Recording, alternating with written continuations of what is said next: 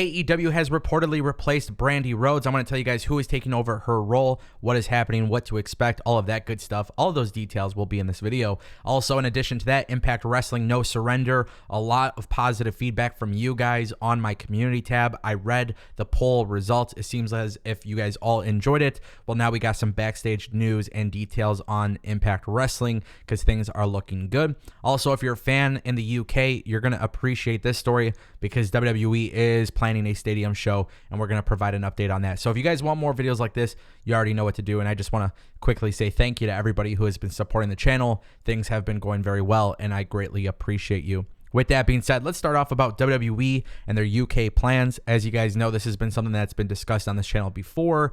We are still waiting for AEW to go to the UK. We don't necessarily know when they have plans to go to the UK. We know that they have plans to do it at some point. We just don't know when. WWE is believed to have a stadium show in early September, likely the 3rd or the 4th, and this will be in later on in the year, September 2022. PW Insider is reporting, though, that there is a deal that is carried for WWE to have a stadium show, which is fantastic news. I'm actually really curious to see how WWE draws in the United Kingdom as well. More so in particular, you know, stadium shows are really hard to pull off, and WWE seems to do it in the United States with SummerSlam and WrestleMania. But can they do something like that in the UK? And actually, I'm really excited about a UK pay-per-view. For some reason, I've been very intrigued when WWE does international events, especially, you know, when they go to Saudi Arabia. It's interesting. Like, I'm Eastern time zone. The show starts at around like 11 or 11:30 a.m. And it's nice to have that change once in a while. It feels kind of good. So, you know, I think if more wrestling shows could be put on in the UK or just outside of the United States in general, I think that's a huge win for pro wrestling collectively. I look forward to when AEW does it, and I look forward to when WWE does it. In fact, I would be very curious too, just to mention this, with AEW, because a stadium show could be very difficult for them to pull off on their own.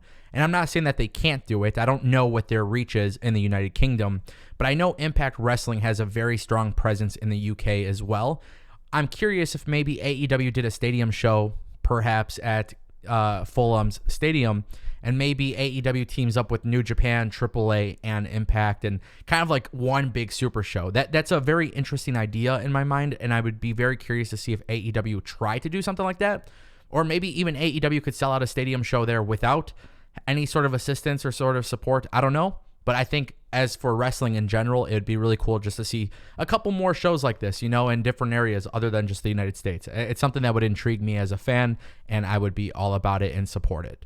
Now I do want to talk a little bit about Impact Wrestling. As you guys may have heard, Eddie Edwards turned on Team Impact.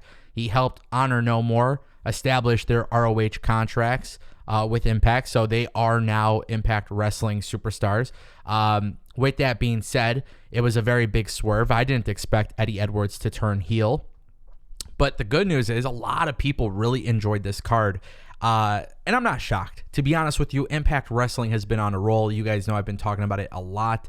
I want to start doing live post shows for Impact as well. I started doing them recently for WWE and AEW. If you guys want me to do this type of thing, let me know. It's up to you. I'll read your comments. I want to bring people together to watch all kinds of wrestling. It doesn't really matter the company. I think we all enjoy wrestling. So if we can all communicate it, that'd be great. But here's the good news. Impact Wrestling is reportedly having some incredible backstage morale. In fact, PW Insider indicated that the talent backstage last night were incredibly happy. The overall feeling was that the talent put on a great showcase from top to bottom. Now, one thing I also want to mention too is Impact is working with New Japan. So we saw Guerrillas of Destiny against Bullet Club. We saw Jay White turn on Guerrillas of Destiny. And now we got Jay White on AEW. You know, as somebody who really enjoys all types of companies, I really thought Bullet Club was dead, to be honest with you. And I feel like every time I saw Bullet Club on Impact or New Japan or whatever, I just kind of felt like it's, you know, it really hasn't had the same momentum as it did years ago. But now I feel like I'm interested again. And I don't know what this is going to lead to. I don't know anything really what to expect. But if the morale is good, Impact Wrestling is starting to get a little bit more popular. People are starting to enjoy it. I see that you guys are starting to love it a little bit more now too. Once you actually give it a chance, I'm starting to think, damn, 2022 might actually be a really good year for the Bullet Club. And I did not expect that. But of course, we got AEW and they have the Elite. Maybe there's an opportunity there. You never know what it could be, but there is an opportunity there, and that is something I am really excited about. And guys, for our final story of the day, I want to talk about this. Brandi Rhodes has reportedly been replaced in AEW. This is some very interesting stuff, guys. So as you know, Brandi Rhodes established the Culture City partnership immediately when AEW started in 2019. And now Brandi Rhodes has left AEW. Brandi Rhodes is not reportedly going to WWE. WWE is not reportedly interested in bringing in Brandi Rhodes. A lot of people are still out on whether or not this is a work or whatever. I'll let you guys form your own opinion. But for some further proof, again, it's a very interesting story. An update came out from Wrestling Republic. It's been revealed that the partnership created by Brandi Rhodes between AEW and Culture City will continue, even though she is leaving AEW. Tony Khan made it clear that he is very committed to continue their work together, and the company is the bedrock of AEW. Very good news for AEW. I was very happy about that partnership when they announced it, kind of seeing what they've announced together and what they've done together. It's been really good. Now, with that being said, Brandi Rhodes is being replaced by Tony Khan, Amanda Huber, and Leva Bates, and they will lead AEW side of these agreements. Now, keep in mind, Leva Bates has been working backstage with AEW, but if you want to know who she is, maybe the name doesn't ring a bell. She played the librarian gimmick with Peter Avalon when the show first started. Amanda Huber, obviously you know who she is. She has been taking a nice backstage role with AEW, leading the front with the AEW community outreach team, which is really great.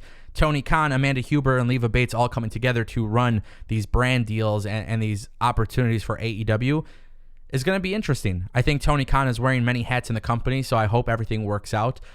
Culture City leads the sensory accessibility nonprofit organization. They are the leading organization for this. And keep in mind what Culture City has done has been incredible. It's done wonders for people with autism, PTSD, strong anxiety. There's a lot of incentives for AEW and Culture City to team up, and it just altogether, I've heard so many experiences from fans. I've read it on Reddit, I've seen it on Twitter, I've seen people talk about it on YouTube. Just being able to go to AEW and experience the show and being able to enjoy it and not feel worried based on some of these things that they have. So here's a good thing for AEW. And look, if Brandi Rhodes is officially gone and these are the three people running it, I hope everything works out for them. Time will tell. Obviously, we're going to be interested to see what happens. Now, keep in mind, Brandi Rhodes was the CBO of the company, and technically, they haven't announced a new one, but it looks like this is going to be a collective thing. So let me know what you guys think in the comment section down below. As always, I keep you updated 7 days a week. I'm very curious to know what you guys think, and I'll see you guys next time right here on youtube.com/AngleYT. Thanks for watching.